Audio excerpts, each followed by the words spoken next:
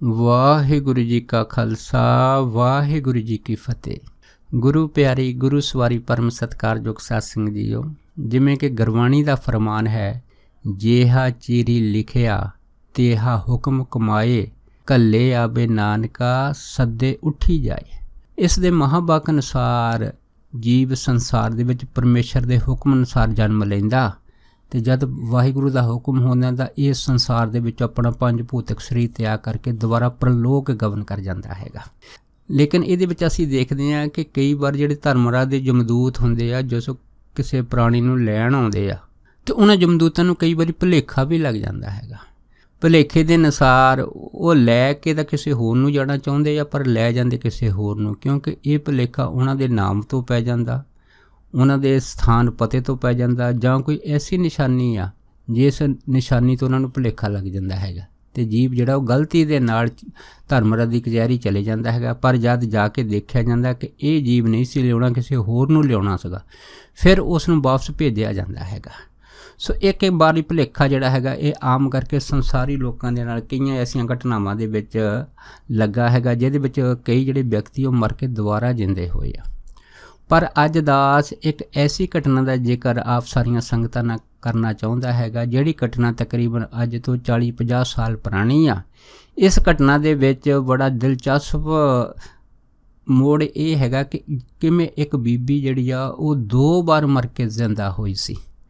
ਸੋ ਇੱਕ ਵਾਰੀ ਮਰ ਕੇ ਜਿੰਦਾ ਹੋਣਾ ਇਹ ਤਾਂ ਸੁਣਿਆ, ਪਰ 2 ਵਾਰ ਮਰ ਕੇ ਜਿਣਾ ਹੋਣਾ ਇਹ ਬੜੀ ਅਚਰਜ ਘਟਨਾ ਹੈਗੀ ਆ। ਪਰ ਤੀਸਰੀ ਵਾਰ ਜਦ ਉਹ ਬੀਬੀ ਮਰੀ ਸੀਗੀ, ਉਸ ਤੋਂ ਬਾਅਦ ਫਿਰ ਉਹ ਦੁਬਾਰਾ ਜਿੰਦਾ ਨਹੀਂ ਹੋਈ। ਸੋ ਇਹ ਜਿਹੜੀ ਘਟਨਾ ਹੈਗੀ ਆ ਇਹ ਇੱਕ ਬੱਚੀ ਨੇ ਸਾਂਝੀ ਕੀਤੀ ਆ। ਇਹ ਬੱਚੀ ਜਿਹੜੀ ਆ ਇਹ ਯੂਪੀ ਦੇ ਲਖਨਊ ਦੇ ਲਾਗੇ ਇੱਕ ਨਗਰ 'ਚ ਰਹਿੰਦੀ ਆ। ਉਹਨੇ ਦੱਸਿਆ ਸੀਗਾ ਕਿ ਇਹ ਘਟਨਾ ਜਿਹੜੀ ਆ ਮੇਰੀ ਨਾਨੀ ਜੀ ਦੀ ਹੈ। ਸੋ ਦੱਸਦੀ ਸੀਗੀ ਕਿ ਸਾਡੇ ਨਾਨਕੇ ਪਰਿਵਾਰ ਵਿੱਚੋਂ ਮੇਰੇ ਮਾਮਾ ਜੀ ਇਕੱਲੇ ਆ ਅਤੇ ਸਾਡੀਆਂ ਜਿਹੜੀਆਂ 3 ਮਾਸੀਆਂ ਹੈਗੀਆਂ। ਸੋ ਕਹਿਣ ਤੋਂ ਭਾਵ ਇਹ ਆ ਕਿ ਇੱਕ ਮਾਮਾ ਜੀ ਅਤੇ ਉਹਦੀਆਂ 4 ਭੈਣਾਂ ਹੈਗੀਆਂ ਅਤੇ ਸਾਰਾ ਪਰਿਵਾਰ ਖੇਤੀਬਾੜੀ ਦਾ ਕੰਮ ਕਰਦਾ ਹੈ। ਸੋ ਉਸ ਬੱਚੀ ਦੇ ਦੱਸਣ ਅਨੁਸਾਰ ਉਹ ਦੱਸਦੀ ਸੀਗੀ ਕਿ ਇੱਕ ਵਾਰ ਜਦੋਂ ਮਾਮਾ ਜੀ ਜਿਹੜੇ ਸੀ ਜਦ ਖੇਤਾਂ 'ਚ ਜਾਣ ਲੱਗੇ ਅਤੇ ਕਹਿੰਦੀ ਮੇਰੀ ਨਾਨੀ ਮੇਰੇ ਮਾਮਾ ਜੀ ਨੂੰ ਇਹ ਕਹਿਣ ਲੱਗੀ ਕਿ ਅੱਜ ਮੇਰੀ ਜਿਹੜੀ ਤਬੀਅਤ ਹੈ ਕੁਛ ਠੀਕ ਨਹੀਂ ਹੈ ਅਤੇ ਮੇਰਾ ਜਿਹੜਾ ਦਿਲ ਹੈਗਾ ਉਹ ਥੋੜ੍ਹਾ ਕੱਚਾ ਕੱਚਾ ਹੁੰਦਾ ਅਤੇ ਮੈਨੂੰ ਘਬਰਾਹਟ ਜਿਹੀ ਮਹਿਸੂਸ ਹੁੰਦੀ ਆ।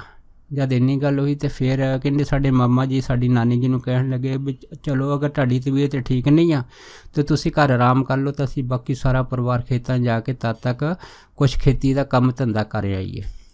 ਉਸ ਤੋਂ ਬਾਅਦ ਦੇਖੋ ਨਾਨੀ ਜੀ ਨੂੰ ਇਕੱਲੀ ਨੂੰ ਘਰ ਛੱਡ ਕੇ ਜਦ ਸਾਰਾ ਪਰਿਵਾਰ ਖੇਤਾਂ 'ਚ ਚਲੇ ਗਿਆ ਅਤੇ ਆਪ ਸਾਰੀਆਂ ਸੰਗਤਾਂ ਨੂੰ ਪਤਾ ਕਿ ਆਲੇ ਦੁਆਲੇ ਜਿਹੜੇ ਗੁਆਂਢੀ ਹੁੰਦੇ ਆ, ਖਾਸ ਕਰਕੇ ਪਿੰਡਾਂ ਦੇ ਵਿੱਚ ਲੋਕ ਜਿਹੜੇ ਆ ਉਹ ਆਮ ਖੁੱਲ੍ਹੇ ਘਰ ਛੱਡ ਕੇ ਇਸ ਤਰ੍ਹਾਂ ਚਲੇ ਜਾਂਦੇ ਆ, ਕਿਉਂਕਿ ਕਿਸੇ ਤਰ੍ਹਾਂ ਦਾ ਕੋਈ ਡਰ ਡੁਕਰ ਨਹੀਂ ਹੁੰਦਾ।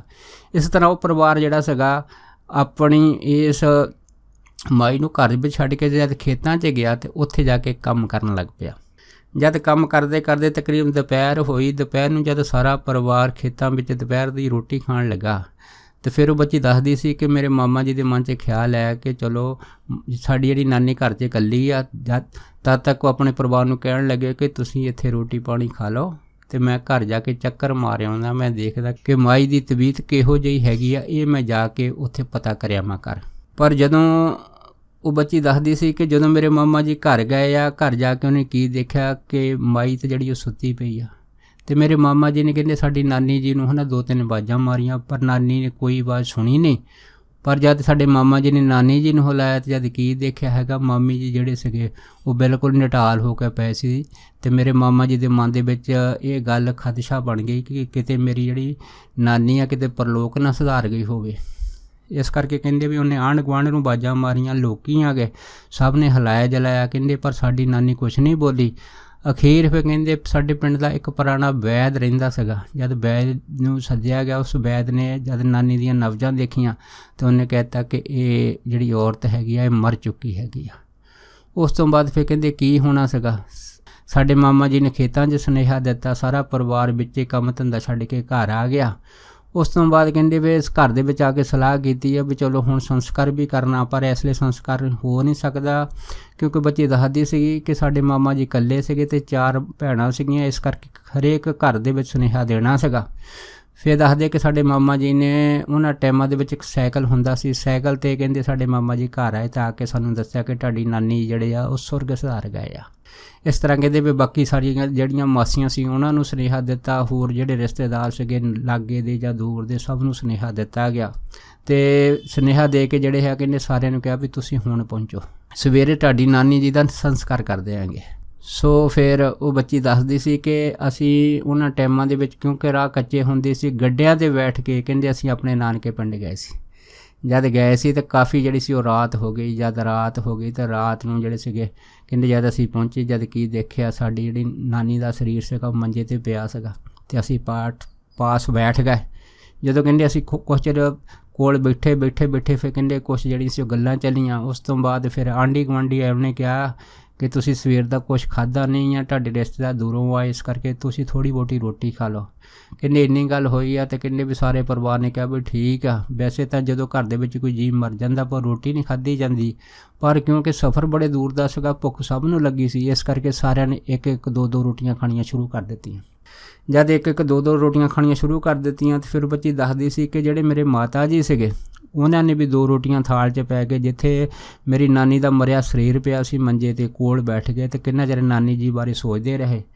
ਜਦ ਕਹਿੰਦੇ ਸੋਚਦੇ ਰਹੇ ਤਾਂ ਕਹਿਣ ਲੱਗੇ ਵੀ ਦੇਖੋ ਘਰ ਦੇ ਵਿੱਚ ਸਾਡੀ ਮਾਂ ਸੀਗੀ ਅਤੇ ਇਹ ਘਰ ਖੁੱਲ੍ਹਾ ਹੁੰਦਾ ਸੀਗਾ, ਅਤੇ ਹੁਣ ਜਿਹੜੀ ਇਹ ਮਾਈ ਆ ਚੱਲ ਵਸੀ ਆ। ਅਤੇ ਕਿਉਂਕਿ ਕੁੜੀਆਂ ਦਾ ਜਿਹੜਾ ਹੈਗਾ ਉਹ ਆਪਣੀ ਮਾਂ ਦੇ ਨਾਲ ਹੀ ਜ਼ਿਆਦਾ ਪਿਆਰ ਹੁੰਦਾ ਹੈਗਾ, ਅਤੇ ਪਰ ਅਗਰ ਮਾਂ ਹੀ ਨਾ ਹੋਵੇ ਤਾਂ ਫਿਰ ਆਉਣਾ ਜਾਣਾ ਜਿਹੜਾ ਹੈਗਾ ਉਹ ਕਿਤੇ ਕਟਾਈ ਹੁੰਦਾ ਹੈਗਾ।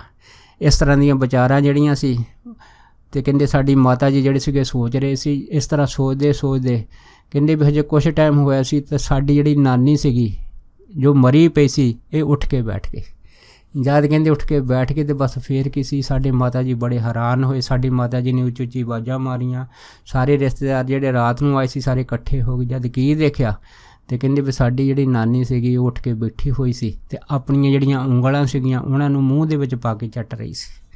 ਕਹਿੰਦੇ ਜਦੋਂ ਉਂਗਲਾਂ ਨੂੰ ਮੂੰਹ 'ਚ ਪਾ ਕੇ ਚੱਟ ਰਹੀ ਸੀ ਅਤੇ ਸਾਡੇ ਮਾਮਾ ਜੀ ਵੀ ਆਏ ਅਤੇ ਸਾਡੇ ਮਾਮਾ ਜੀ ਨੇ ਕਹਿੰਦੇ ਵੀ ਸਾਡੀ ਨਾਨੀ ਜੀ ਨੂੰ ਪੁੱਛਿਆ ਕਿ ਤੁਸੀਂ ਇਹ ਮੂੰਹ ਦੇ ਵਿੱਚ ਉਂਗਲਾਂ ਪਾ ਕੇ ਕਾਹਤੇ ਚੱਟਦੇ ਆ। ਜਦ ਇੰਨੀ ਗੱਲ ਹੋਈ ਤਾਂ ਕਹਿੰਦੇ ਫਿਰ ਸਾਡੀ ਨਾਨੀ ਜੀ ਕਹਿੰਦੀ ਕਿ ਮੈਂ ਧਰਮਰਾਜ ਦੀ ਕਚਹਿਰੀ ਗਈ ਸੀ ਅਤੇ ਉੱਥੇ ਜਮਦੂਤ ਨੇ ਮੈਨੂੰ ਖੀਰ ਦਿੱਤੀ ਸੀ ਅਤੇ ਮੈਂ ਉਹ ਖੀਰ ਖਾ ਰਹੀ ਹਾਂ। ਜਦ ਇੰਨੀ ਗੱਲ ਹੋਈ ਸਾਰੇ ਕਹਿਣ ਲੱਗੇ ਵੀ ਤੇਰੇ ਹੱਥ ਤਾਂ ਬਿਲਕੁਲ ਉਹ ਖਾਲੀ ਆ, ਖੀਰ ਤਾਂ ਸਾਨੂੰ ਦਿਖਾਈ ਨਹੀਂ ਦਿੱਤੀ। ਉਹ ਕਹਿੰਦੀ ਤੁਹਾਨੂੰ ਨਾ ਦਿਖਾਈ ਦਿੱਤੀ ਹੋਵੇ ਪਰ ਮੈਨੂੰ ਉਹਨੇ ਖੀਰ ਦਿੱਤੀ ਸੀ ਤਾਂ ਮੈਂ ਖੀਰ ਖਾ ਰਹੀ ਹੈਗੀ ਆ। ਫਿਰ ਕਹਿੰਦੇ ਸਾਡੀ ਨਾਨੀ ਜੀ ਨੇ ਸਾਨੂੰ ਦੱਸਿਆ ਸੀਗਾ ਕਿ ਮੈਂ ਧਰਮਰਾਜ ਦੀ ਕਚਹਿਰੀ ਗਈ ਸੀਗੀ, ਉੱਥੇ ਜਾ ਕੇ ਕਹਿੰਦੇ ਮੈਂ ਕੀ ਦੇਖਿਆ ਸੀਗਾ ਕਿ ਉੱਥੇ ਦਾ ਜਿਹੜਾ ਮਾਹੌਲ ਹੈਗਾ ਇੱਥੇ ਨਾਲੋਂ ਬੜਾ ਹੋਰ ਤਰ੍ਹਾਂ ਦਾ ਡਰਾਉਣਾ ਬਹੁਤ ਹੈਗਾ। ਉਹਦੇ ਵਿੱਚ ਕਹਿੰਦੇ ਮੈਂ ਕੀ ਦੇਖਿਆ ਸੀਗਾ ਕਿ ਜਿਹੜੇ ਤੇਲ ਦੇ ਕੜਾਹੇ ਉਹ ਤਲ ਰਹੇ ਆ, ਕਈਆਂ ਨੂੰ ਤੇਲ ਦੇ ਕੜਾਹੇ 'ਚ ਸੁੱਟਿਆ ਜਾ ਰਿਹਾ ਹੈ, ਕਈਆਂ ਨੂੰ ਕਹਿੰਦੇ ਸੱਪ ਡੰਗ ਮਾਰ ਰਹੇ ਆ ਅਤੇ ਕਈਆਂ ਨੂੰ ਬਿੱਛੂ ਵੀ ਕੱਟ ਰਹੇ ਆ। ਅਤੇ ਫਿਰ ਕਹਿੰਦੇ ਸਾਡੀ ਨਾਨੀ ਨੇ ਦੱਸਿਆ ਸੀਗਾ ਕਿ ਉਸ ਦੇ ਗਵਾਂਢ ਦੇ ਵਿੱਚ ਇੱਕ ਔਰਤ ਜਿਹੜੀ ਜ਼ਿਆਦਾ ਬਦ ਚੱਲਣ ਸੀਗੀ ਉਹਦੀ ਵੀ ਮੌਤ ਹੋਈ ਸੀ ਅਤੇ ਉਹ ਵੀ ਕਹਿੰਦੇ ਮੈਂ ਉੱਥੇ ਦੇਖੀ ਆ ਧਰਮਰਾਜ ਦੇ ਕਚਹਿਰੀ ਦੇ ਵਿੱਚ। ਕਹਿੰਦੇ ਮੈਂ ਕੀ ਦੇਖਿਆ ਇੱਕ ਬਹੁਤ ਵੱਡਾ ਜਿਹੜਾ ਖੰਭਾ ਗਰਮ ਕੀਤਾ ਸੀਗਾ ਅਤੇ ਉਸ ਨੂੰ ਫੜ ਕੇ ਉਸ ਨੂੰ ਖੰਭੇ ਦੇ ਨਾਲ ਉਸ ਔਰਤ ਨੂੰ ਜੋੜਦੇ ਸੀਗੇ। ਕਹਿੰਦੇ ਵੀ ਜਦ ਉਹ ਜਿਹੜੀ ਔਰਤ ਸੀਗੀ ਉਹ ਖੰਭੇ ਨੂੰ ਜੱਫੀ ਪਾਈ ਸੀਗੀ ਅਤੇ ਕਹਿੰਦੇ ਫਿਰ ਗਰਮ ਖੰਭੇ ਨੂੰ ਪਾ ਚੀਕਾਂ ਮਾਰਦੀ ਹੁੰਦੀ ਸੀ। ਉਸ ਤੋਂ ਬਾਅਦ ਫਿਰ ਕਹਿੰਦੇ ਸਾਡੀ ਨਾਨੀ ਜੀ ਨੇ ਸਾਨੂੰ ਇਹ ਦੱਸਿਆ ਸੀਗਾ ਕਿ ਜਦੋਂ ਧਰਮਰਾਜ ਨੇ ਮੈਨੂੰ ਦੇਖਿਆ ਸੀਗਾ ਅਤੇ ਮੈਨੂੰ ਦੇਖਦੇ ਸਾਰ ਜਿਹੜਾ ਕਹਿੰਦੇ ਨਾਲ ਦਾ ਮੁਨੀਮ ਸੀਗਾ ਜਿਹੜਾ ਲੇਖਾ ਜੋਖਾ ਦੇਖਦਾ ਸੀਗਾ ਉਹਦੇ ਵੱਲ ਦੇਖ ਕੇ ਕਹਿਣ ਲੱਗਾ ਵੀ ਆਹ ਜਿਹੜੀ ਜਨਾਨੀ ਹੈਗੀ ਆ ਕਹਿੰਦੇ ਵੀ ਤੁਸੀਂ ਗਲਤ ਲੈਣ ਦੀ ਇਹ ਨਹੀਂ ਸੀ ਲੈ ਕੇ ਆਉਣੀ। ਕਹਿੰਦੇ ਜਦੋਂ ਧਰਮਰਾਜ ਨੇ ਇਹ ਗੱਲ ਕਹੀ ਸੀਗੀ ਤਾਂ ਫਿਰ ਕਹਿੰਦੇ ਵੀ ਉਹ ਜਿਹੜਾ ਮੇਨ ਧਰਮਰਾਜ ਸੀਗਾ ਕਹਿੰਦੇ ਮੈਨੂੰ ਕਹਿਣ ਲੱਗਾ ਕਿ ਮਾਤਾ ਜੀ ਤੁਸੀਂ ਉੱਥੋਂ ਘਰੋਂ ਕੁਛ ਰੋਟੀ ਪਾਣੀ ਨਹੀਂ ਖਾਂਦੇ, ਤੁਸੀਂ ਭੁੱਖੇ ਆ ਜਾਂਦੇ ਆ, ਲੈ ਕਹਿੰਦੇ ਮੈਂ ਤੈਨੂੰ ਖੀਰ ਦਿੰਦਾ, ਲੈ ਖੀਰ ਖਾ ਲਾ। ਕਹਿੰਦੇ ਇੰਨ ਕਹਿਣ ਦੀ ਢੇਰ ਸੀ, ਕਹਿੰਦੇ ਉਸੇ ਯਮਰਾਜ ਨੇ ਮੈਨੂੰ ਕਹਿੰਦੇ ਖੀਰ ਦਿੱਤੀ ਸੀ ਅਤੇ ਜੋ ਹੀ ਕਹਿੰਦੇ ਮੈਂ ਹੱਥ ਅੱਗੇ ਕੀਤਾ ਉਹਨੇ ਮੇਰੇ ਹੱਥ 'ਤੇ ਇੱਕ ਵੱਡਾ ਸਾਰਾ ਕੜਛਾ ਖੀਰ ਦਾ ਪਾਤਾ ਸੀਗਾ ਅਤੇ ਕਹਿੰਦੇ ਉਹ ਖੀਰ ਜਿਹੜੀ ਆ ਮੈਂ ਖਾ ਰਹੀ ਹਾਂ। ਜਦ ਕਿ ਇਹਦੀ ਜਿਹੜੀ ਨਾਨੀ ਸੀਗੀ ਇਸ ਬੱਚੀ ਦੀ ਇਹ ਜਿੰਦਾ ਹੋ ਕੇ ਹੱਥਾਂ ਦੀਆਂ ਉਂਗਲੀਆਂ ਚੱਟ ਰਹੀ ਸੀ ਅਤੇ ਉਹ ਦੱਸ ਰਹੀ ਸੀ ਕਿ ਧਰਮਰਾਜ ਨੇ ਮੈਨੂੰ ਖੀਰ ਦਾ ਪ੍ਰਸ਼ਾਦ ਦਿੱਤਾ ਹੈਗਾ। ਫਿਰ ਕਹਿੰਦੇ ਮੇਰੀ ਨਾਨੀ ਜੀ ਨੇ ਮੈਨੂੰ ਦੱਸਿਆ ਸੀਗਾ ਕਿ ਮੇਰੇ ਨਾਲ ਇੱਕ ਔਰਤ ਜਿਹੜੀ ਮੇਰੇ ਨਾਲ ਇੱਕ ਹੋਰ ਖੜੀ ਸੀਗੀ ਉਹਨੇ ਵੀ ਜਦ ਧਰਮਰਾਜ ਤੋਂ ਖੀਰ ਮੰਗੀ ਸੀ ਤਾਂ ਧਰਮਰਾਜ ਉਹਨੂੰ ਪੈ ਗਿਆ ਸੀਗਾ ਕਿ ਠਹਿਰ ਜਾ ਮੈਂ ਤੈਨੂੰ ਖੀਰ ਦਿੰਦਾ ਹੈਗਾ। ਕਹਿੰਦੇ ਨੇ ਕਹਿਣ ਦੀ ਢੇਰ ਸੀਗੀ ਤਾਂ ਉਸ ਗਰਮ ਤੇਲ ਦੇ ਕੜਾਹੇ ਦੇ ਵਿੱਚੋਂ ਕਹਿੰਦੇ ਗਰਮ ਤੇਲ ਕੱਢ ਕੇ ਕਹਿੰਦੇ ਉਸ ਔਰਤ ਦੇ ਮੂੰਹ ਦੇ ਵਿੱਚ ਪਾ ਦਿੱਤਾ ਸੀਗਾ। ਜਦੋਂ ਕਹਿੰਦੇ ਉਹ ਉਸ ਔਰਤ ਦੇ ਮੂੰਹ 'ਚ ਪਾਇਆ ਤਾਂ ਉਹ ਔਰਤ ਜਿਹੜੀ ਸੀਗੀ ਚੀਕਾਂ ਮਾਰ ਕੇ ਕਿੰਨਾ ਚਿਰ ਜ਼ਮੀਨ 'ਚ ਲੜਦੀ ਰਹੀ ਤਾਂ ਅਖੀਰ ਫਿਰ ਉਹ ਬੇਹੋਸ਼ ਹੋ ਗਈ ਸੀਗੀ। ਇਹ ਤਾਂ ਆਦੇ ਕਹਿੰਦੇ ਵੀ ਮਰਨ ਤੋਂ ਬਾਅਦ ਦੇ ਜਿੰਨੇ ਵੀ ਜਿਹੜੇ ਸੀਨ ਸੀਗੇ ਉਹ ਸਾਡੀ ਨਾਨੀ ਨੇ ਕਹਿੰਦੇ ਸਾਡੇ ਨਾਲ ਸਾਂਝੇ ਕੀਤੇ ਸੀਗੇ। ਖੈਰ ਕਹਿੰਦੇ ਉਸ ਤੋਂ ਬਾਅਦ ਫਿਰ ਸਾਡੀ ਜਿਹੜੀ ਨਾਨੀ ਸੀ ਫਿਰ ਕਹਿੰਦੇ 1.5-2 ਸਾਲ ਤੱਕ ਜਿੰਦਾ ਰਹੀ ਆ। ਇੱਕ ਦਿਨ ਫਿਰ ਕਹਿੰਦੇ ਵੀ ਜਦ ਘਰ ਦੇ ਸਾਰੇ ਖੇਤਾਂ 'ਚ ਗਏ ਸੀ, ਫਿਰ ਨਾਨੀ ਕਹਿੰਦੇ ਵੀ ਮੇਰੇ ਮਾਮਾ ਜੀ ਨੂੰ ਕਹਿਣ ਲੱਗੀ ਕਿ ਅੱਜ ਮੇਰੀ ਤਬੀਅਤ ਠੀਕ ਨਹੀਂ ਹੈਗੀ ਅਤੇ ਮੇਰਾ ਦਿਲ ਕੱਚਾ ਹੁੰਦਾ ਹੈਗਾ ਅਤੇ ਮੈਨੂੰ ਘਬਰਾਹਟ ਜਿਹੀ ਮਹਿਸੂਸ ਹੋ ਜਾਂਦੀ ਆ, ਅਤੇ ਤੁਸੀਂ ਇਸ ਤਰ੍ਹਾਂ ਕਰੋ ਕੰਮ 'ਤੇ ਜਾਓ ਅਤੇ ਮੈਂ ਘਰ ਰਹਿੰਦੀ ਹਾਂ। ਕਹਿੰਦੇ ਬਾਕੀ ਪਰਿਵਾਰ ਸਾਰਾ ਖੇਤਾਂ 'ਚ ਚਲੇ ਗਿਆ ਅਤੇ ਕਹਿੰਦੇ ਸਾਡੀ ਨਾਨੀ ਘਰ ਦੇ ਵਿੱਚ ਜਦ ਲੰਮੀ ਪਈ ਆ ਅਤੇ ਕਹਿੰਦੇ ਮਾਮਾ ਜੀ ਜਦੋਂ ਖੇਤਾਂ 'ਚੋਂ ਵਾਪਸ ਆਏ ਆ ਕੇ ਕੀ ਦੇਖਿਆ ਕਿ ਨਾਨੀ ਦੀ ਦੁਬਾਰਾ ਫਿਰ ਮੌਤ ਹੋ ਚੁੱਕੀ ਸੀ ਜਿਸ ਤਰ੍ਹਾਂ ਪਹਿਲਾਂ ਹੋਈ ਸੀ।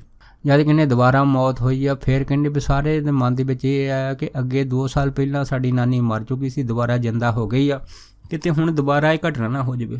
ਖੈਰ ਕਹਿੰਦੇ ਜਦੋਂ ਸਾਰੇ ਘਰ ਦੇ ਕਹਿਣ ਲੱਗੇ, ਮੇਰੇ ਮਾਮਾ ਜੀ ਕਹਿੰਦੇ ਵੀ ਚਲੋ ਇੱਕ ਵਾਰ ਤਾਂ ਆਪਾਂ ਸੁਣਿਆ ਹੈਗਾ ਕਿ ਹਰੇਕ ਕੋਈ ਬੰਦਾ ਇੱਕ ਵਾਰੀ ਮਰ ਕੇ ਜਿੰਦਾ ਹੋ ਜਾਂਦਾ, ਪਰ ਇਹ ਕਿਵੇਂ ਹੋ ਸਕਦਾ ਵੀ ਘੜੀ ਘੜੀ ਮਰ ਕੇ ਕੋਈ ਜਿੰਦਾ ਹੋ ਸਕਦਾ ਹੈਗਾ। ਇਸ ਕਰਕੇ ਕਹਿੰਦੇ ਵੀ ਸੁਨੇਹੇ ਦੇਣੇ ਜ਼ਰੂਰੀ ਆ। ਫਿਰ ਕਹਿੰਦੇ ਸਾਡੇ ਮਾਮਾ ਜੀ ਜਿਹੜੇ ਸੀ ਉਹ ਸਾਈਕਲ 'ਤੇ ਆਏ, ਸਾਈਕਲ 'ਤੇ ਆ ਕੇ ਸਾਡੇ ਘਰ ਸੁਨੇਹਾ ਦਿੱਤਾ। ਇਸ ਤਰ੍ਹਾਂ ਬਾਕੀ ਸਾਡੀਆਂ ਮਾਸੀਆਂ ਦੇ ਸੁਨੇਹਾ ਦਿੱਤਾ, ਹੋਰ ਰਿਸ਼ਤੇਦਾਰਾਂ ਦੇ ਸੁਨੇਹੇ ਦਿੱਤੇ ਸਾਰੇ। ਕਹਿੰਦੇ ਫਿਰ ਅਸੀਂ ਚਲੇ ਗਏ। ਜਦ ਨਾਨਕੇ ਕਹਿੰਦੇ ਜਦ ਮੈਂ ਕਿਵੇਂ ਪਹੁੰਚੇ ਹਾਂ ਅਤੇ ਇਸ ਤਰ੍ਹਾਂ ਕਹਿੰਦੇ ਰਾਤ ਪਹੁੰਚੇ ਹਾਂ ਅਤੇ ਫਿਰ ਕਹਿੰਦੇ ਉਹੀ ਗੱਲਾਂ ਛੱਡ ਗਈਆਂ। ਪਰ ਸਭ ਦੇ ਮਨ ਦੇ ਵਿੱਚ ਇਹ ਸੀਗਾ ਕਿ ਜਿਵੇਂ ਪਿਛਲੀ ਵਾਰ ਨਾਨੀ ਸਾਡੀ ਮਰ ਕੇ ਜਿੰਦਾ ਹੋਈ ਸੀ, ਕਿਤੇ ਐਤਕੀ ਵੀ ਦੁਬਾਰਾ ਉਹ ਚਾਂਸ ਨਾ ਹੋਵੇ। ਪਰ ਕਹਿੰਦੇ ਸਾਡੇ ਮਾਮਾ ਜੀ ਹੋਰ ਕਹਿਣ ਲੱਗੇ ਵੀ ਚਲੋ ਇਹ ਤਾਂ ਆਮ ਆਪਾਂ ਸੁਣੇ ਕਿ ਕਈ ਲੋਕ ਮਰ ਕੇ ਜਿੰਦਾ ਹੋ ਜਾਂਦੇ, ਪਰ ਹੁਣ ਘੜੀ ਘੜੀ ਇਸ ਤਰ੍ਹਾਂ ਦਾ ਭੁਲੇਖਾ ਜਮਦੂਤਾਂ ਨੂੰ ਨਹੀਂ ਲੱਗਦਾ। ਪਰ ਕਹਿੰਦੇ ਉਹੀ ਗੱਲ ਹੋਈ ਜਦ ਰਾਤ ਦੇ 10 ਵਜੇ ਸੀਗੇ, ਸਾਰਾ ਪਰਿਵਾਰ ਫਿਰ ਉਸੇ ਤਰ੍ਹਾਂ ਪਹਿਲੇ ਦੀ ਤਰ੍ਹਾਂ ਰੋਟੀ ਖਾਣ ਲੱਗਾ ਸੀ ਤਾਂ ਸਾਡੀ ਨਾਨੀ ਉੱਠ ਕੇ ਫਿਰ ਜਿਹੜੀ ਸੀ ਉਹ ਜਿੰਦਾ ਹੋ ਗਈ ਸੀ, ਦੁਬਾਰਾ ਬੈਠ ਗਈ ਸੀ। ਜਦ ਬੈਠ ਗਏ ਤਾਂ ਕਹਿੰਦੇ ਵੀ ਸਾਡੀ ਨਾਨੀ ਨੇ ਜਿਹੜੀ ਸੀ ਸਾਡੇ ਮਾਮੇ ਨੂੰ ਆਵਾਜ਼ ਮਾਰੀ ਸੀ। ਜਦੋਂ ਕਹਿੰਦੇ ਮਾਮੇ ਨੂੰ ਆਵਾਜ਼ ਮਾਰੀ, ਘਰ ਦੇ ਫਿਰ ਬੜੇ ਹੈਰਾਨ ਹੋ ਗਏ। ਜਦ ਹੈਰਾਨ ਹੋ ਗਏ ਤਾਂ ਕਹਿੰਦੇ ਅਸੀਂ ਕੀ ਦੇਖਿਆ, ਨਾਨੀ ਜਿਹੜੀ ਸਾਡੀ ਸੀ ਦੁਬਾਰਾ ਫਿਰ ਜਿਹੜੀਆਂ ਸੀ ਉਹ ਆਪਣੀਆਂ ਉਂਗਲਾਂ ਪਹਿਲੇ ਦੀ ਤਰ੍ਹਾਂ ਚੱਟ ਰਹੀ ਸੀ। ਜਦ ਕਹਿੰਦੇ ਚੱਟ ਰਹੀ ਸੀ ਤਾਂ ਫਿਰ ਸਾਡੇ ਮਾਮਾ ਜੀ ਨੇ ਸਾਡੀ ਨਾਨੀ ਜੀ ਨੂੰ ਪੁੱਛਿਆ ਵੀ ਤੁਸੀਂ ਇਹ ਦੁਬਾਰਾ ਉਂਗਲਾਂ ਕਾਹਤੇ ਮੂੰਹ 'ਚ ਪਾ ਕੇ ਚੱਟ ਰਹੇ ਹੋ। ਤਾਂ ਫਿਰ ਕਹਿੰਦੇ ਸਾਡੀ ਨਾਨੀ ਜੀ ਕਹਿੰਦੀ ਸੀ ਕਿ ਮੈਂ ਗੁੜ ਖਾ ਰਹੀ ਹਾਂ। ਜਦ ਇੰਨੀ ਗੱਲ ਹੋਈ ਸੀ ਤਾਂ ਫਿਰ ਕਹਿੰਦੇ ਅਸੀਂ ਸਾਡੇ ਮਾਮਾ ਜੀ ਕਹਿੰਦੇ ਵੀ ਗੁੜ ਤਾਂ ਸਾਨੂੰ ਦੇਖਿਆ ਨਹੀਂ, ਤੇਰੇ ਹੱਥ ਤਾਂ ਖਾਲੀ ਹੈਗੇ ਆ। ਤਾਂ ਪਰ ਕਹਿੰਦੇ ਸਾਡੀ ਨਾਨੀ ਜੀ ਦੱਸਿਆ ਸੀਗਾ ਕਿ ਅੱਜ ਜਮਦੂਤ ਨੇ ਕਹਿੰਦੇ ਵੀ ਮੈਨੂੰ ਖਾਣ ਨੂੰ ਗੁੜ ਦਿੱਤਾ ਸੀਗਾ। ਜਦ ਇੰਨੀ ਗੱਲ ਹੋਈ ਹੈ ਅਤੇ ਫਿਰ ਕਹਿੰਦੇ ਵੀ ਅਸੀਂ ਕਿਹਾ ਵੀ ਹੋਰ ਉਹਨੇ ਕੀ ਕਿਹਾ ਸੀ। ਕਹਿੰਦੇ ਉਹਨੇ ਇਹ ਕਿਹਾ ਸੀਗਾ ਕਿ ਤੂੰ ਜਦੋਂ ਵੀ ਆਉਂਦੀ ਹੈ ਮੇਰੇ ਪਾਸ ਭੁੱਖੀ ਆ ਜਾਂਦੀ ਆ, ਕੁਛ ਖਾ ਪੀ ਕੇ ਆਇਆ ਕਰ। ਕਹਿੰਦੇ ਪਹਿਲੀ ਵਾਰ ਅਸੀਂ ਤੈਨੂੰ ਖੀਰ ਦਿੱਤੀ ਸੀ, ਲੈ ਐਤਕੀ ਤੈਨੂੰ ਅਸੀਂ ਤੇਰੇ ਮਨਪਸੰਦ ਦਾ ਗੁੜ ਦੇ ਦਿੰਦੇ। ਕਹਿੰਦੇ ਮੈਂ ਉਹ ਗੁੜ ਖਾ ਰਹੀ ਹਾਂ।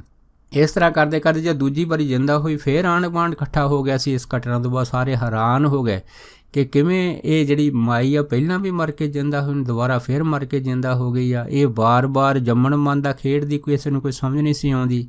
ਖੈਰ ਕਹਿੰਦੇ ਉਸ ਤੋਂ ਬਾਅਦ ਫਿਰ ਅਸੀਂ ਜਿਹੜੇ ਸੀ ਵਾਪਸ ਆਪਣੇ ਪਰਿਵਾਰ 'ਚ ਆ ਗਏ। ਉਸ ਤੋਂ ਬਾਅਦ ਕਹਿੰਦੇ ਸਾਡੇ ਮਾਮਾ ਜੀ ਆਪਣੇ ਪਰਿਵਾਰ ਦੇ ਨਾਲ ਖੇਤਾਂ 'ਚੋਂ ਕੰਮ ਕਰਦੇ ਰਹੇ। ਅਚਨਚੇਤ ਕਹਿੰਦੇ ਫਿਰ ਸਾਡੀ ਜਿਹੜੀ ਨਾਨੀ ਸੀ ਕੁਛ ਮਹੀਨਿਆਂ ਬਾਅਦ ਫਿਰ ਮਾਮਾ ਜੀ ਨੂੰ ਕਹਿੰਦੀ ਕਿ ਅੱਜ ਮੇਰਾ ਜੀ ਠੀਕ ਨਹੀਂ ਹੈਗਾ, ਮੇਰੇ ਦਿਲ ਦੇ ਵਿੱਚ ਘਬਰਾਹਟ ਹੋ ਜਾਂਦੀ ਆ, ਮੇਰਾ ਜਿਹੜਾ ਮਨ ਹੈਗਾ ਉਹ ਉਚਾਟ ਹੋਇਆ ਪਿਆ ਹੈਗਾ। ਕਹਿੰਦੇ ਜਦ ਇੰਨੀ ਗੱਲ ਹੋਈ ਤਾਂ ਸਾਡੇ ਮਾਮਾ ਜੀ ਕਹਿਣ ਲੱਗੇ ਵੀ ਚਲੋ ਠੀਕ ਆ ਅਤੇ ਤੂੰ ਉੱਥੇ ਬੈਠ ਜਾ, ਤਾਂ ਪਰ ਅੱਜ ਮੈਂ ਖੇਤਾਂ 'ਚ ਨਹੀਂ ਜਾਣਾ ਹੈ, ਅੱਜ ਮੈਂ ਆਪ ਜੀ ਦੇ ਪਾਸ ਹੀ ਬੈਠੂੰਗਾ। ਪਰ ਕਹਿੰਦੇ ਵੀ ਇਸ ਤਰ੍ਹਾਂ ਕਰਦੇ ਕਰਦੇ ਜਦ ਨਾਨੀ ਸਾਡੀ ਜਿਹੜੀ ਉਹ ਮੰਜੇ 'ਤੇ ਸੌਂ ਗਈ ਸੁੱਤਿਆਂ ਕਹਿੰਦੇ ਜਦ ਕੁਛ ਚਿਰ ਹੋਇਆ ਉਸ ਤੋਂ ਬਾਅਦ ਕਹਿੰਦੇ ਸਾਡੇ ਮਾਮੇ ਨੇ ਕੀ ਦੇਖਿਆ ਕਿ ਸਾਡੀ ਨਾਨੀ ਦੁਬਾਰਾ ਉੱਠੇ ਨਾ। ਜਦ ਉੱਠੇ ਨਾ ਤਾਂ ਉਹਨੂੰ ਆਵਾਜ਼ਾਂ ਮਾਰੀਆਂ ਕੀ ਦੱਸਿਆ, ਉਸੇ ਤਰ੍ਹਾਂ ਫਿਰ ਜਿਹੜੀ ਸੀ ਨਟਾਲ ਹੋ ਕੇ ਉਸੇ ਤਰ੍ਹਾਂ ਪਹਿਲੇ ਦੀ ਤਰ੍ਹਾਂ ਪੈ ਗਏ। ਜਦ ਪੈ ਗਏ ਫਿਰ ਕਹਿੰਦੇ ਸਾਡੇ ਮਾਮਾ ਜੀ ਨੇ ਵੈਦ ਲਿਆਂਦਾ। ਜਦ ਵੈਦ ਲਿਆਂਦਾ ਅਤੇ ਉਹ ਵੈਦ ਨੇ ਦੇਖਿਆ ਵੀ ਇਹ ਜਿਹੜੀ ਮਾਈ ਆ ਬਜ਼ੁਰਗ ਨਹੀਂ ਹੈਗੀ ਆ, ਇਹਦੀ ਪੂਰਨ ਤੌਰ 'ਤੇ ਮੌਤ ਹੋ ਚੁੱਕੀ ਆ। ਹੁਣ ਕਹਿੰਦੇ ਵੀ ਮੌਤ ਤਾਂ ਹੋ ਚੁੱਕੀ ਸੀ। ਹੁਣ ਸਭ ਦੇ ਮਨ ਦੇ ਵਿੱਚ ਇਹ ਸਵਾਲ ਸੀਗਾ ਕਿ ਕਿਵੇਂ ਪਹਿਲਾਂ ਵੀ 2 ਵਾਰੀ ਮੌਤ ਹੋ ਚੁੱਕੀ ਸੀ, ਐਤਕੀ ਹੁਣ ਫਿਰ ਤੀਜੀ ਵਾਰੀ ਹੋਈ ਆ ਅਤੇ ਹੋ ਸਕਦਾ ਹੈਗਾ ਕਿ ਤੀਜੀ ਵਾਰ ਫਿਰ ਜਿੰਦਾ ਹੋ ਜਾਵੇ। ਇਸ ਕਰਕੇ ਲੋਕ ਤਾਂ ਕਹਿਣ ਲੱਗੇ ਸੀਗੇ ਕਿ ਇਹ ਤਾਂ ਜਿਹੜੀ ਜਨਾਨੀ ਹੈਗੀ ਦੁਬਾਰਾ ਮਰ ਮਰ ਕੇ ਜਿੰਦੀ ਹੋ ਜਾਂਦੀ ਆ, ਇਹਦਾ ਤਾਂ ਕੰਮ ਹੀ ਉਹ ਆ। ਇਸ ਕਰਕੇ ਇਹਨੂੰ ਦੇਖਣ ਵਾਸਤੇ ਵੀ ਕੋਈ ਆਂਢ ਗੁਆਂਢ ਜ਼ਿਆਦਾ ਨਹੀਂ ਆਇਆ। ਅਤੇ ਫਿਰ ਕਹਿੰਦੇ ਫਿਰ ਸਾਡੇ ਮਾਮੇ ਜੀ ਨੇ ਮਨ ਦੇ ਵਿੱਚ ਪਰਿਵਾਰ ਨਾਲ ਇਹ ਸਲਾਹ ਕੀਤੀ ਕਿ ਹੋ ਸਕਦਾ ਹੈਗਾ ਕਿ ਆਪਣੀ ਜਿਹੜੀ ਮਾਤਾ ਜੀ ਆ ਦੁਬਾਰਾ ਤੀਸਰੀ ਵਾਰ ਫਿਰ ਵੀ ਜਿੰਦਾ ਹੋ ਸਕਦੇ, ਇਸ ਕਰਕੇ ਹੁਣ ਆਪਾਂ ਕਿਸੇ ਨੂੰ ਕੋਈ ਸੁਨੇਹਾ ਨਹੀਂ ਦੇਣਾ। ਇਸ ਕਰਕੇ ਕਹਿੰਦੇ ਸਾਡੇ ਮਾਮਾ ਜੀ ਜਿਹੜੇ ਸੀ ਕਿਸੇ ਪਾਸੇ ਨਹੀਂ ਗਏ। ਜਦ ਕਹਿੰਦੇ ਕਿਸੇ ਪਾਸੇ ਕੋਈ ਸੁਨੇਹਾ ਲੈ ਕੇ ਨਹੀਂ ਗਏ ਤਾਂ ਸਾਡੀ ਜਿਹੜੀ ਨਾਨੀ ਸੀ ਕਹਿੰਦੇ ਵੀ ਉਹ ਦਿਨ ਦੀ ਮਰੀ ਪੂਰੀ, ਫਿਰ ਰਾਤ ਹੋ ਗਈ, ਰਾਤ ਵੀ ਇਸ ਤਰ੍ਹਾਂ ਮਰੀ ਰਹੀ, ਨਹੀਂ ਦੁਬਾਰਾ ਜਿੰਦੀ ਹੋਈ। ਫਿਰ ਦਿਨ ਚੜ੍ਹ ਗਿਆ ਉਡੀਕ ਕਰਦੇ ਰਹੇ, ਫਿਰ ਵੀ ਕਹਿੰਦੇ ਵੀ ਉਸ ਤਰ੍ਹਾਂ ਜਿਹੜੀ ਸੀ ਉਹ ਮਰੀ ਪਈ ਰਹੀ। ਕਰਦੇ ਕਰਦੇ ਕਹਿੰਦੇ ਫਿਰ ਰਾਤ ਹੋ ਗਈ, ਰਾਤ ਫਿਰ ਕਹਿੰਦੇ ਮਰੀ ਰਹੀ, ਫਿਰ ਨਹੀਂ ਉੱਠੀ। ਫਿਰ ਕਹਿੰਦੇ ਵੀ ਸਭ ਨੂੰ ਹੀ ਪਤਾ ਲੱਗ ਗਿਆ ਵੀ ਇਹ ਪੱਕੀ ਮਰ ਗਈ ਆ, ਹੁਣ ਇਹ ਦੁਬਾਰਾ ਜਿੰਦਾ ਨਹੀਂ ਹੋਣੀ। ਫਿਰ ਕਹਿੰਦੇ ਸਾਡੇ ਮਾਮਾ ਜੀ ਨੇ ਸਾਈਕਲ ਚੱਕਿਆ ਤੇ ਫਿਰ ਸਾਰੇ ਰਿਸ਼ਤੇਦਾਰਾਂ ਦੇ ਦੁਆਰਾ ਫਿਰ ਸੁਨੇਹੇ ਦਿੱਤੇ। ਫਿਰ ਕਹਿੰਦੇ ਜਦ ਅਸੀਂ ਪਹੁੰਚੇ ਸੀਗੇ, ਪਹੁੰਚ ਕੇ ਫਿਰ ਅਸੀਂ ਕੀ ਦੇਖਿਆ ਵੀ ਇੰਨੇ 2-3 ਦਿਨ ਉਡੀਕ ਤੋਂ ਬਾਅਦ ਵੀ ਨਾਨੀ ਸਾਡੀ ਜਿਹੜੀ ਆ ਦੁਬਾਰਾ ਹੁਣ ਜਿੰਦੀ ਨਹੀਂ ਹੋਈ ਆ। ਇਸ ਨੇ ਹੁਣ ਹੋਣਾ ਨਹੀਂ, ਕਿਉਂਕਿ ਇਹਦੇ ਸਰੀਰ ਦੇ ਵਿੱਚੋਂ ਹੁਣ ਜਿਹੜਾ ਥੋੜ੍ਹਾ ਥੋੜ੍ਹਾ ਉਹ ਬਦਬੂ ਦੀ ਵੀ ਕਿਰਿਆ ਜਿਹੜੀ ਉਹ ਸ਼ੁਰੂ ਹੋ ਗਈ ਆ। ਫਿਰ ਕਹਿੰਦੇ ਵੀ ਫਿਰ ਅਸੀਂ ਆਪਣੇ ਨਾਨੀ ਜੀ ਦਾ ਸੂਰਜ ਛਿਪਣ ਤੋਂ ਪਹਿਲਾਂ ਜਿਹੜਾ ਸੀਗਾ ਬੜੇ ਧਾਰਮਿਕ ਰੀਤੀ ਰਿਵਾਜ਼ਾਂ ਦੇ ਨਾਲ ਸੰਸਕਾਰ ਕੀਤਾ ਸੀਗਾ। ਸੋ ਕਹਿਣ ਤੋਂ ਭਾਵ ਇਹ ਆ ਕਿ ਇਹ ਬੜੀ ਅਜੀਬ ਕਹਾਣੀ ਇੱਕ ਐਸੀ ਪਰਿਵਾਰ ਦੇ ਵਿੱਚੋਂ ਆ ਜਿਸ ਦੇ ਵਿੱਚ ਇੱਕ ਬਜ਼ੁਰਗ ਜਿਹੜੀ 2 ਵਾਰ ਮਰ ਕੇ ਜਿੰਦਾ ਹੋਈ ਆ, ਪਰ ਤੀਸਰੀ ਵਾਰ ਜਦੋਂ ਮਰੀ ਆ ਫਿਰ ਵਾਪਸ ਨਹੀਂ ਆਈ। ਸੋ ਇਹ ਰੱਬ ਦੇ ਹੀ ਰੰਗ ਹੈਗੇ ਆ ਕਿ ਉਹ ਕਿਹੜੇ ਰੰਗਾਂ ਦੇ ਵਿੱਚ ਰਾਜੀ ਆ। ਸੋ ਦਾਸ ਆਪ ਜੀ ਦੇ ਨਾਲ ਇੰਨੇ ਹੀ ਵਿਚਾਰ ਸਾਂਝਾ ਕਰਦਾ ਹੋਇਆ ਖਿਮਾ ਦਾ ਜਾਚਕ ਹੈ ਜੀ। ਹੋਈਆਂ ਬੇਅੰਤ ਭੁੱਲਾਂ ਚੁੱਕਾਂ ਦੀ ਖਿਮਾ ਬਖਸ਼ਣੀ। ਸੋ ਫਤਿਹ ਬੁਲਾਓ। ਵਾਹਿਗੁਰੂ ਜੀ ਕਾ ਖਾਲਸਾ, ਵਾਹਿਗੁਰੂ ਜੀ ਕੀ ਫਤਿਹ।